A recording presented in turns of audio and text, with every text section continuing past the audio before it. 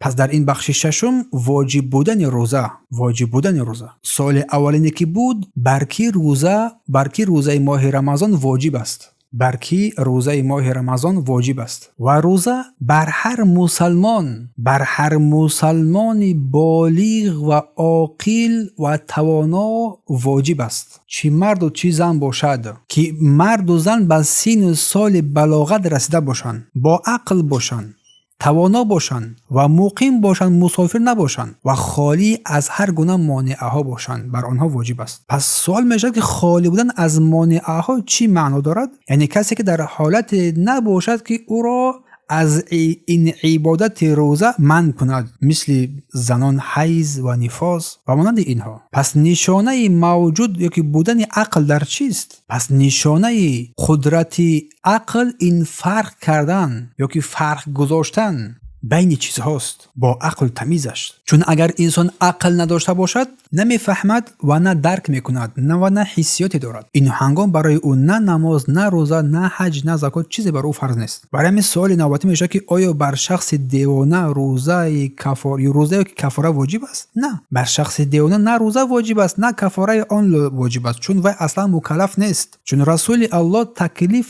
شریعت تکلیف را از بالای دیوانه برداشته است. چون گفتن که رفع القلم عن الثلاث، قلم از سه کس برداشته شده است. یکی از آنها مجنون گفتن که حتی یفیق، حتی که باهوش بیاد. پس بلاغت رسیدن بنده کی حاصل می شود؟ چی مرد و چی زن؟ پس بدون برادر و خواهر گرامی که بلاغت رسیدن به یکی از این علامت هایی که ذکر می نمایم حاصل می شود.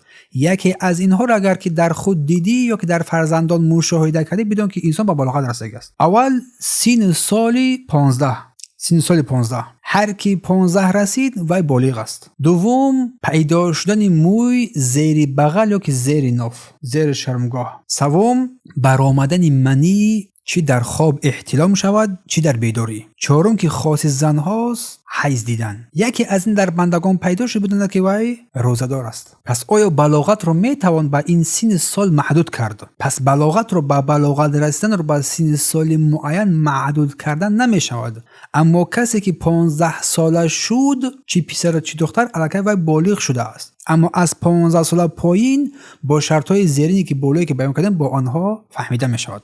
اگر یکی از این شرط‌ها بر او فراوا نشد، پس 15 را بالغ میشود. اگر یکی از این شرط‌ها اگر از سن 15 هم کم بود، 14 13 12 11 9 وی بالغ شده است. مقصد از قادر بودن در روزه چی است؟ یعنی انسان بیماری نداشته باشد که او را از روزه باز بدارد، سالم باشد. و مقصد از مقیم بودن که بر او روزه واجب است، کسی که در زمین، در آن جای، در مسکن گرفته است، آن مکان را جای زیست و زندگانی خود قرار داده، در آنجا زندگی می‌نماید، در خانه خود، بر او واجب است. برخلاف مسافر که در سفر است، در سفر موقتی است، تا برگشتن بر او واجب نیست روزه، اما توان آن را داشته باشد برایش بگیرد روزه را. و اما کسی که در میانه رمضان مسلمان میشود چی میکند؟ چی بر او لازم است؟ کسی که در میانه رمضان اگر مسلمان شود، در روز رمضان بر او لازم است که تا آخر آن همان روز را خودداری نماید از خوردنی ها و نوشیدنی ها، اما برای او قضا نیست این روز، اما از روز دیگر عبادت الله سبحانه و تعالی از نماز و روزه که واجب است بگردنش آنها را انجام می‌دهد. اما اگر برای امتحان ها که در ماه رمضان می افتد، امتحان هایی که در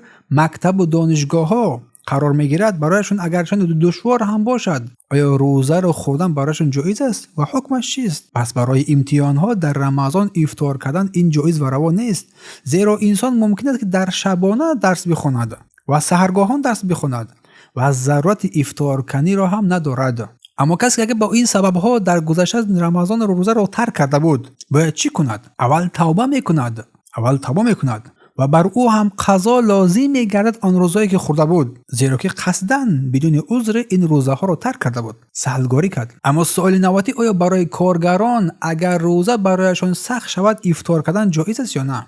اولا باید بدونیم که الله عز و جل این روزه رو فرض نگردان مگر اینکه توان بندگان را در آن دانست. مقدمه آن باید این بندگان کارگر روزه بدارن. اما اگر در روز خستگی و تشنگی سخت که سبب ضرر رساندن آنها در جسم آنها بگردد، پس برای آنها قدر احتیاجمندیشان نیاز است که روزه بگیرند، روزه بخورند افطار نمایند و باقی رو روزه بدارن و بعد رمضان اون رو قضا بدارن. پس آیا می شود که بر این کارمندان کارهای آنها رو نه روزانه بلکه شبانه قرار بدهیم تا که برای آنها آسانگیری روزه‌داری قرار بگیرد؟ بله جایز است، اشکال ندارد که کاری که روز انجام میدن آنها رو شبانه انجام بدهند، یا که سحرگاهان تا ساعت 10 9 11 انجام بدهند سپس استراحت بگیرند. در این خیر باید دست هم گرفت. و آیا برای آتش فشانها در ماه رمضان افطار کردن جایز است؟ اگر وضعیت طلب نماید در مقدمه آن نه، اما اگر وضعیت طلب نماید که برای نجات جان مردم باید افطار نماید